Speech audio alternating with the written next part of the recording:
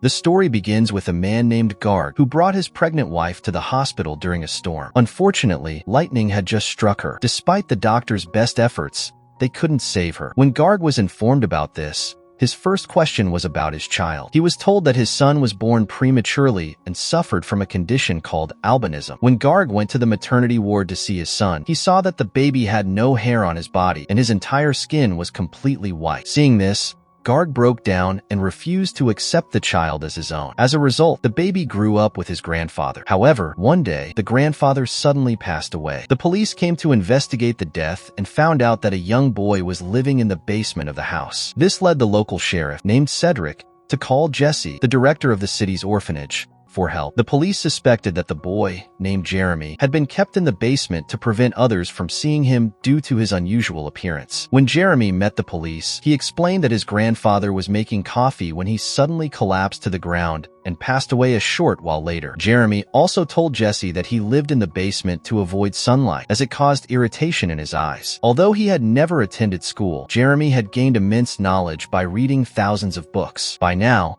Jesse had realized that Jeremy was no ordinary boy, and she decided to take him to the orphanage. When Jeremy arrived at his new home, he instantly became the center of attention, and his completely white appearance became the target of ridicule. The next day, during lunchtime, while Jeremy was sitting alone eating his meal, a boy named Johnny and his friends started bothering him. They wanted Jeremy to shove a spoon into his nose. Instead of listening to them, Jeremy picked up a spoon and pressed his thumb against it. Within seconds, all the metallic objects nearby started sticking to the spoon, leaving everyone in the room stunned. It was clear to everyone that Jeremy was truly unique. That same day, Jesse took him to a doctor who conducted a thorough examination and confirmed that despite having no hair on his body, Jeremy was perfectly healthy. The doctor also mentioned that special lenses for his eyes would arrive in a few days, allowing him to go out in the sunlight without any discomfort. Jeremy was much smarter than other children his age, so Jesse decided to enroll him in a special school. During one of the classes, the teacher used a high-voltage electricity source to explain electricity to the students. As soon as the source was turned on, Jeremy began to tremble. Lindsay,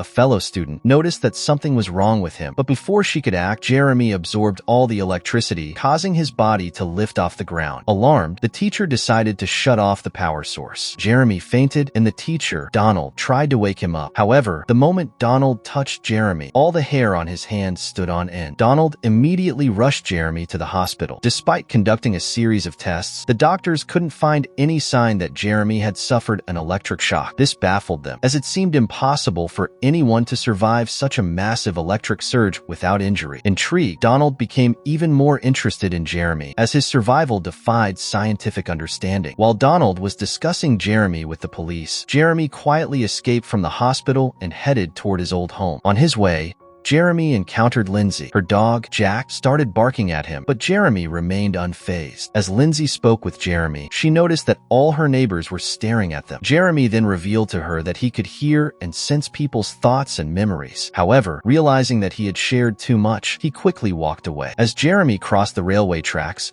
Sheriff Cedric caught up with him and asked him to return to the hospital. Jeremy explained that he had run away because he had spent the worst moments of his life in the hospital when his father abandoned him. The next day, Jesse took Jeremy to a specialist named Aaron to conduct an IQ test. Aaron was skeptical of Jesse's claims that Jeremy had gained all his knowledge solely from books and that he had never stepped outside his home. Jeremy had also never watched television because his presence caused all electronic devices to stop working. After conducting the test, Donald concluded that Jeremy was a genius. However, Aaron revealed that they couldn't measure Jeremy's IQ because it was so extraordinarily high that it exceeded measurable limits. According to Aaron, Jeremy was the most intelligent person they had ever encountered. Jesse told Jeremy that they wanted to help him, but Jeremy requested permission to return to his grandfather's house. Jesse informed him that the house was about to be sold since it was mortgaged to the bank, and there was no one to pay the installments. Hearing this, Jeremy became visibly upset. Suddenly,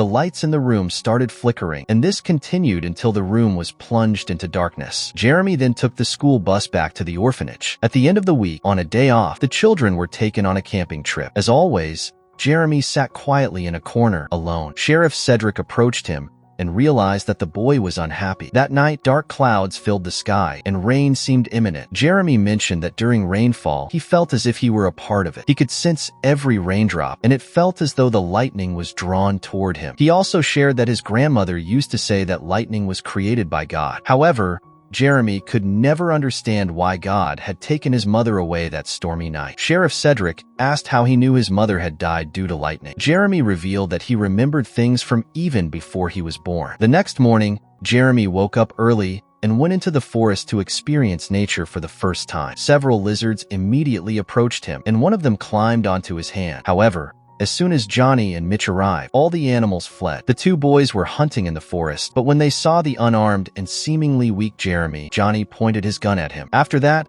Mitch tried hard to stop his friend, but Johnny was unwilling to listen. Just as Johnny was about to pull the trigger, they heard the sound of another gunshot nearby. Startled, they immediately rushed toward the source of the sound, where they discovered that Deputy Harley had just hunted a deer. The poor deer was taking its last breaths. As Jeremy looked into the deer's eyes, he could feel the mute animal's pain. When Harley tried to push him away, Jeremy grabbed his hand and transferred all the deer's pain into Harley. This caused Harley to fall to the ground, writhing in agony. Witnessing this, Johnny now had a reason to shoot Jeremy and pointed his gun at him. However, at the very last moment, Mitch redirected the gun upward, saving Jeremy. Startled by the gunshot, Jeremy released Harley, who was immediately rushed to the principal's office. The principal questioned Jeremy about why Harley was sent to the hospital due to a heart attack. Jeremy replied that Harley had no idea what he had done to the poor deer, and that he only made Harley feel the deer's pain. But the sheriff didn't believe him. The sheriff then left Jeremy alone with Jesse in the room, and Jeremy confessed that he didn't want to stay there anymore. He explained that no one around him had any humanity left, and he could feel it. He also told Jesse that he knew she was only pretending to be his friend because a real friend wouldn't keep someone against their will. As Jeremy's anger built up, all the glass in the room shattered into pieces. Meanwhile, the sheriff returned home and met Dr. Dwayne, who had come to check on the sheriff's sick wife. After the examination, Dwayne informed the sheriff that he couldn't explain how Emma was still alive, as her condition should have led to her death months ago. He recommended admitting her to the hospital immediately, but the sheriff refused, believing that Emma would have preferred to spend her final days at home. That night, Jeremy was sitting alone in the cafeteria when Donald approached him. Donald tried to explain that Jeremy was different from others. Since the day Donald had touched Jeremy, he felt a renewed vigor, as though he was 18 again. Donald asked Jeremy if he had ever read Albert Einstein's afterlife theory, which states that energy can neither be created nor destroyed, it only changes form. He also mentioned that if humans could use 100% of their brains, they could transform into pure energy and wouldn't need a body. Donald believed that the trauma Jeremy experienced due to his mother's accident had unlocked a level of his brain that no other human had ever reached. Donald admitted he feared for Jeremy because while he had gained his knowledge from books, he didn't fully understand human malice. He also stated that humanity might need thousands of years to reach Jeremy's level. Donald offered to help Jeremy adapt to the world and, after shaking hands with him, felt a surge of energy again. Jeremy, too, felt something for the first time. He had never touched another human because everyone feared touching him. A few days later, the sheriff visited Deputy Harley at his home. He noticed that Harley had removed all his weapons. When asked why, Harley explained that after the day he hunted the deer and Jeremy made him feel the deer's pain, his entire body shook uncontrollably. It was the most terrifying and painful experience of his life, and he felt like he was dying. That experience had made him incapable of even considering killing someone again. After listening to Harley, the sheriff decided to meet Jeremy. He obtained permission from Jesse and took Jeremy to his home, hoping he might help his wife. At the house, Jeremy placed his hand on Emma's head to understand her thoughts. He told the sheriff that Emma couldn't leave her body until she was sure that her son and husband would be fine after her departure. The sheriff hadn't spoken to his son, Steve, in years. When Jeremy revealed a specific childhood memory of Steve that only the family knew, the sheriff was convinced that Jeremy truly could communicate with Emma. Emma opened her eyes for a final moment, said her goodbyes to the sheriff, and passed away peacefully. When Steve heard the news,